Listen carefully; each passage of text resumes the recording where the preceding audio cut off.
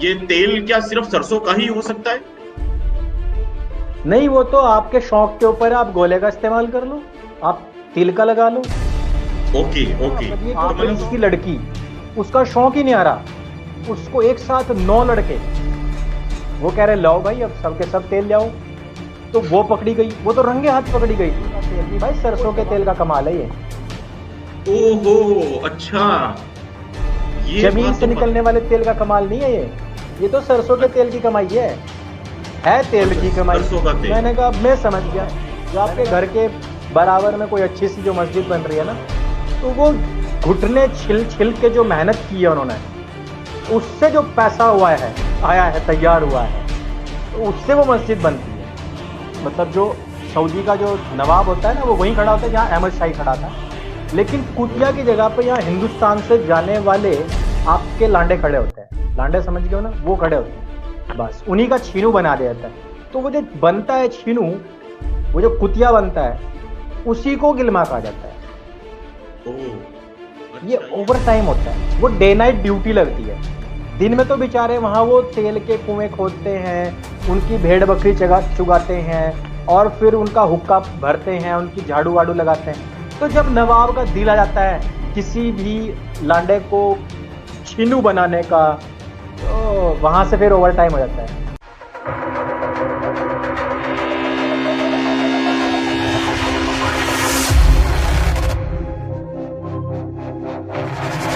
लेंगे।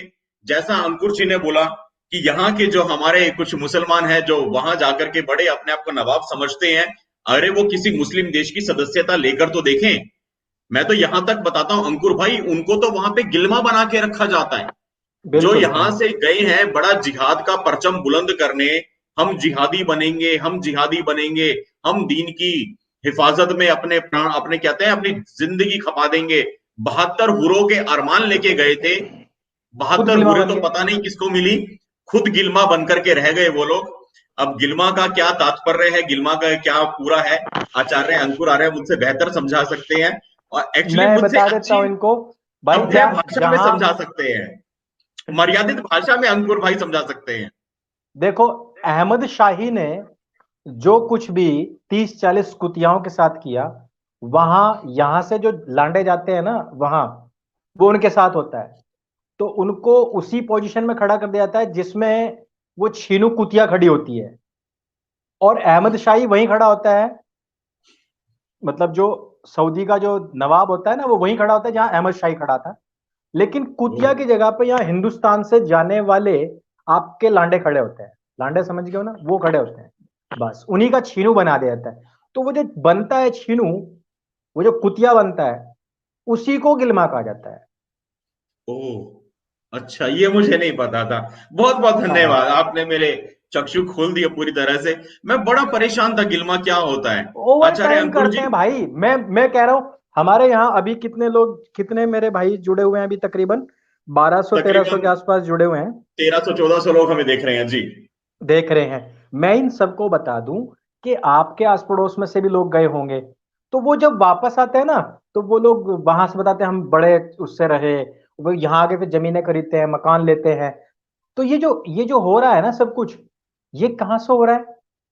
ये over time होता है, वो डे नाइट ड्यूटी लगती है। दिन में तो बेचारे वहां वो तेल के कुएं खोदते हैं, उनकी भेड़ बकरी चुगाते हैं, और फिर उनका हुक्का भरते हैं, उनकी झाड़ू वाड़ू लगाते हैं। तो जब नवाब का दिल आ जाता है किसी भी लांडे को छीनू बनाने का, तो वहां से फिर ओवर टाइम हो जाता है। जी, अच्छा। ओवर टाइम इस करके फिर वो वापस आ जाते हैं। तो वो ओवर टाइम ही है, वो ओवर टाइम की इनकम है। जो आपके घर के बराबर में कोई अच्छी सी जो मस्जिद बन रही है ना, तो वो घुटने छिल छिल के जो मेहनत की है उन्होंने, उससे जो पैसा हुआ है, आया है, तैयार हुआ है, तो उससे वो मस्जिद बनती है। ओ, तो आप देखना, ये जो इतनी शाइनिंग है, ये इतनी चमक जो है ना, ये सब घुटनों की मेहनत की है। ओ, अच्छा, इसीलिए वो कहते हैं कि वो घुटनों की मेहनत है।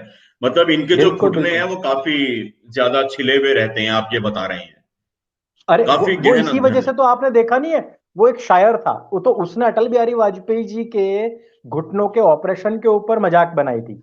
हालांकि अभी तो जी वो जहन्नम चला गया, जहन्नम में उसके पकोड़े तले जा रहे हैं, क्योंकि शायरी जी। इस्लाम में हराम है।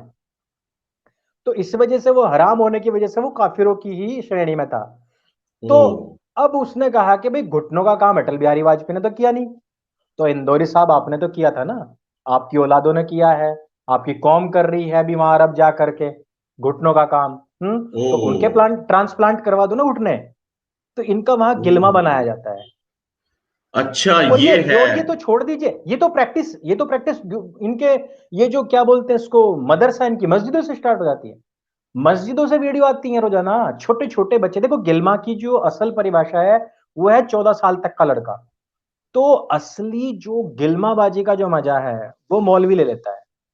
तो ओ। वो यूज एंड थ्रो का बचा हुआ ब्लेड है ना, अपनी जो दाढ़ी छीलने के बाद जो बचा हुआ ब्लेड है, वो फिर अरेबियंस के सामने फेंक दिया जाता है। तो अब उससे क्या है ना, इनके पास जो इतना पैसा मैं है क्षमा चाहता हूं, मैं ये, ना हंसी नहीं रोक पा रहा, लेकिन मैं अपना ज्ञान बहुत बढ़ा रहा हूं, मैं बहुत सीरियस होकर सुन रहा हाँ, हूँ। ये आचार्य जो जी, घर क्षमा बन रहे चाहता हूं अपनी हैं, हंसी के लिए, लेकिन मैं बहुत ये सीरियस जो हूँ जी। ये जो आपके पड़ोस में घर बन रहे हैं, बढ़िया बढ़िया मार्बल लग रहे हैं, ये जो हम्म। मदरसे बन रहे हैं, ये जो मस्जिदें बन रही हैं, ये जो हिंदुओं की जमीनें खरीदी जा रही है, ये जो बड़ी बड़ी गाड़ियां आ रही हैं, ये सारा का सारा क्या है? ये सारा का सारा वहीं से ही आता है। ये ओ। ओवर टाइम है। ये 8 घंटे की ड्यूटी ओ। के बाद में, हाँ, ये 8 घंटे की ड्यूटी के बाद में 10 मिनट, 15 मिनट, 20 मिनट की जो ओवर टाइमिंग है, तो वहां से फिर नवाब इनको पैसा दे देता है, वो चादर के नीचे जाता है। मतलब उसकी ओ। कोई हाँ, उनकी उनकी कोई लिखा पढ़ी नहीं होती है, वो ब्लैक मनी होती है पूरी तरीके से। तो ये ओ। उसको फिर लेके आते हैं, फिर वहां बताते हैं कि मतलब हम तो अकाउंटेंट थे, और हम तो वहां देखभाल करते थे तेल के कुओं की। तेल के कुओं तक तो भाई तुम लोग पहुंचे भी नहीं, भी देते वो लोग। वहां मैं आपको बताऊं कि वहां जो एलिट कार्य है वो हिंदुस्तान के जो बहुत पढ़े लिखे लोग हैं वो करते हैं। जो विदेशों के बाहर के जो लोग हैं उनको बुलाया जाता है, वो लोग करते हैं उस काम को। यहाँ के जो ये बकरी चराने वाले लोग हैं, इनको तो पहले ही चेक कर लिया जाता है। इनको पहले ही ओ। चेक कर लेते हैं कि मदरसे में तुम्हारा वो खतना, मतलब एक तो आगे का खतना होता है, एक पीछे का खतना होता है।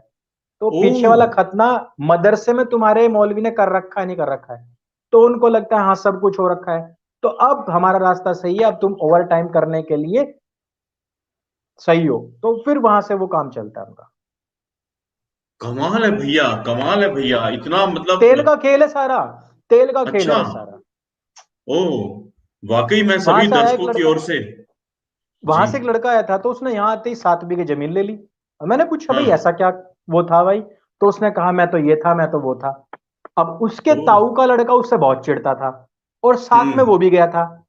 तो उसने हम्म। कहा अरे यो कहीं ना तेल के उसमें पंपे पे नहीं था, ना ये तेल के कहीं उसमें था, इसने वहां कोई डीजल पेट्रोल का तेल नहीं भाई, सरसों के तेल का कमाल है ये। ओहो। अच्छा, ये जमीन बात से तो पता। निकलने वाले तेल का कमाल नहीं है ये तो सरसों के तेल की कमाई है तेल अच्छा, की कमाई। सरसों का तेल। मैंने कहा अब मैं समझ गया। मैंने कहा ठीक है भाई साहब, फिर तो ले लो यार, 7 बीघे और ले लो, अब उसमें क्या है। ओ। ओके ओके, मैं वाकई इतने आपने शालीनता से और इतने संयम के साथ इतने बड़े विषय को आपने कवर किया, अद्भुत अद्भुत। और मैं सभी साइबर सिपाही परिवार की ओर से, और आज तो सत्य सनातन परिवार के भी कुछ साथी हमारे साथ जरूर इस लाइव में होंगे, और ये एक ही परिवार है, तो मैं अपने समूचे परिवार की ओर से आपका अभिवादन करता हूं। आपने इतने बड़े विषय को इतने सरलता से समझाया, क्योंकि गिलमा समझना मेरे लिए भी बहुत जरूरी था। मैं काफी दिनों से कोशिश कर रहा था, पर इतने प्यार से कोई समझाने वाला नहीं मिला कि ये पूरी घुटनों की कहानी है और सरसों का तेल है। एक जी अंतिम सवाल मैं इसमें पूछ के फिर जय भीम और जय मीम पे आना चाहता हूं, आचार्य अंकुर जी। ये तेल क्या सिर्फ सरसों का ही हो सकता है? नहीं, वो तो आपके शौक के ऊपर है, आप गोले का इस्तेमाल कर लो, आप तिल का लगा लो। Okay okay. तो आपने मतलब शौक ना उसमें, पाल रखे हो तो अलग बात है, देखो। मतलब कि उसमें कुछ ऐसा, क्योंकि नहीं सब चीजें यहाँ पे है ना मेंशन, मैं पूछ, क्योंकि आपने पूरा अध्ययन किया है, तो कोई जी इसमें कोई ऐसी सूरा या कोई ऐसी चीज तो नहीं है कि तेल मेंशन किया हुआ है कि भाई यही यूज करना है? नहीं, ये तो टेक्नोलॉजी आ गई है, हमारे देश से तेल चला जाता है क्योंकि यहाँ होता बहुत है। ओ। तो वहां ऐसा कुछ नहीं था, वहां ऐसा कुछ नहीं था, वहां तो मतलब जितना भी रफली किया जा सके तो उनके उसमें तो यही है, बेचारे को कहाँ तेल मिलने वाला था। भाई ये तो है, देखो अब क्योंकि अब वैश्वीकरण हो गया है, इधर उधर के हम्म। सब चीजें चली गई है। अभी वो तो सारी छोड़ दीजिए ना आप, अभी एक वो प्रिंस की लड़की, उसका शौक ही नहीं आ रहा, उसको एक साथ 9 लड़के, वो कह रहे लाओ भाई, अब सबके सब तेल लाओ। तो वो पकड़ी गई, वो तो रंगे हाथ पकड़ी गई थी। वो नवाब बेचारा कहीं मुंह दिखाने लायक ना रहा। अब वहां से जो लड़कियां हैं वो सारी की सारी भाग रही हैं। अब वो कह रही हैं कि भैया देखो, सबसे बड़ी बात यह है कि हमें अब ऐसा इंसान चाहिए जिसकी कम से कम टोपी कटी हुई ना हो। हमें तो अब ऐसे लोग चाहिए, क्योंकि देखो बिका हुआ माल फिर किस काम का। तो वो ओह। अब हिंदुस्तान की तरफ इसी वजह से भाग रही है। मैंने कई सारी ऐसी हमारी देखो, हमारा क्या है कि हम छपास और दिखास में नहीं रहते। हम कभी ये नहीं कहते कि हमने ये कर दिया, हमने वो कर दिया। लेकिन बहुत सारी बहनें हैं जो आगे कहती हैं कि भैया हमें हिंदू लड़के से ही शादी करनी है। तो मैंने कहा बहन, हिंदू लड़के से ही शादी क्यों करनी है? तो वो कहती हैं कि भैया देखो, आपको ही पता है कि बिका हुआ माल जो मतलब, अगर मान लो कोई चीज पहले ही खुल रखी हो तो उसको तो यूज ही नहीं करना चाहिए ना, उसमें बहुत सारी बीमारियां हो सकती हैं। हिंदू लड़के ओह। मुझे इस मामले में अच्छे लगते हैं। हाँ, कि हिंदू लड़के इस मामले में अच्छे हैं कि उनका कोई नीचे से टोपी काट के सिर के ऊपर नहीं बनाई जाती। वो उनका जो भी कुछ है इंटरनल है, इनबिल्ट है, भगवान ने जैसा भेजा है वैसा है। और फिर उस चीज को हम कम से कम ये तो है कि पूरी ताउम्र जो है आराम से अपनी जो चीज है वो उसके पास में रहे। यहाँ तो सब ओह। कुछ ही काट छांट है। अच्छा, आपको नहीं पता इसी वजह से उनको कटवा कहा जाता है? अच्छा, मुझे नहीं पता थी ये बात सच्ची में। अच्छा अच्छा, वो यही कह रही थी। वो यही कह रही थी कि ओह। भगवान ने जैसा अल्लाह मियां ने या जिसने भी बना के भेजा है, अब उसमें काट छांट कर दी। तो कहती यार ओह। बिल्कुल नहीं अच्छा लगता मुझे तो इसी वजह से। हाँ, वो तो यही कि हमें तो यही अच्छा लगता है, मतलब हिंदू जो भी है तो वही अच्छे लगते हैं, इसी वजह से ही लगते हैं, जो कटवे बिल्कुल नहीं अच्छे लगते। ओह, अच्छा। हाँ, बोले कि इसीलिए मैं देखो हमें आज तो एक जी बहुत पुराना जो नारा है, मैं आपकी इस वक्तव्य से आपने जितना ब्यूटीफुली ये पूरा एक्सप्लेन किया है, मुझे तो एक नारे का भी अर्थ आज समझ में आया है। ये बहुत जी पुराना नारा, और मैं कई बार कमेंट्स में देखता हूँ लोग लिखते हैं, तेल जी लगा के डाबर का नाम मिटा दो बाबर का। तो जी बेसिकली जी वो जी तेल और बाबर, वो घुटने का खेल, वो कुछ ऐसा पूरा प्रकरण है ये। बिल्कुल ओह। बिल्कुल, वो डाबर का तेल मतलब वो तो एक एक राइम बना दी गई। पर वो हाँ तो आपकी हाँ। मर्जी के ऊपर है, मतलब आप उसमें नारियल का तेल, तिल का ओह। तेल, सरसों का जो भी कुछ कर सकते हैं। जी ओह। जी जी, मैं तो यही, मैंने तो बहुत ये बहुत बात धन्यवाद। बहुत पहले उठाई थी